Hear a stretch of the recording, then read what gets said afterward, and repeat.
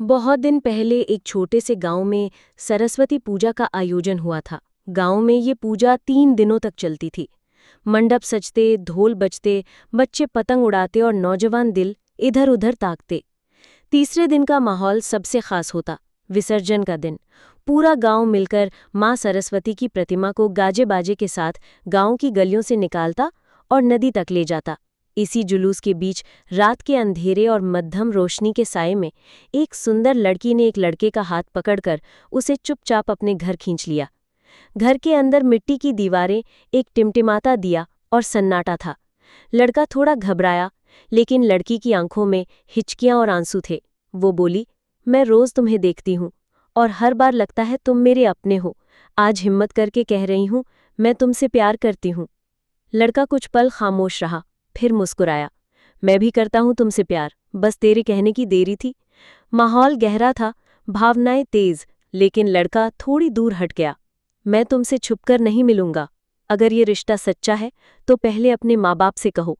मैं तभी फिर से तुम्हारे घर आऊंगा जब दरवाज़ा वो लोग खोलेंगे। लड़की ने वादा किया, मैं कल ही बात करूंगी माँ से। लड़का मुस्कुराया और बोला, तब तक मैं दोस्तों के साथ विसर्जन कराता हूँ। और वो चला गया, ढोल की ताल में नदी की ओर, पर इस बार हर ताल में उसका दिल भी बज रहा था। विसर्जन के बाद रात गहराई। गांव सो गया, लेकिन लड़का नहीं। सुबह होते ही वो फिर लौटा, उसी घर के बाहर खड़ा हुआ जहां उसका दिल धड़कता था। बताया माँ को? उसने पूछा। लड़की की आंखें झुक गईं, होंठ कांपने लगे।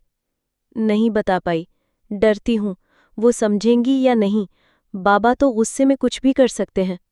लड़का चुप रहा, फिर उसके आंसू पोंछते हुए बोला, मैं समझता हूँ और मैं इंतजार भी कर सकता हूँ, लेकिन अब मैं छुपकर नहीं मिलूंगा। जब तुम तैयार हो मुझे याद कर लेना। उस रात लड़का देर तक नहीं रुका। अगली सुबह वो गांव छोड़कर शहर चला गया। उसने सिर्फ एक थैला उठाया, कुछ सपने और एक चिट्ठी। वो चिट्ठी उसने लड़की के दरवाजे के नीचे चुपचाप छोड़ दी। चिट्ठी, मैं तुमसे नाराज नहीं हूं। तुमने नहीं कहा, लेकिन मैं जानता हूं डर कैसा होता है। मैं शहर जा रहा हूं खुद को काबिल बनाने। जब तुम हिम्मत जुटा सको बस मुझे याद कर लेना। मैं लौटूंगा उस दिन जब तुम्हारा दरवाज़ा खुद खुलेगा। तुम्हारा। वो चला गया, न किसी को बताया न मुड़कर देखा। पीछे रह गई बस एक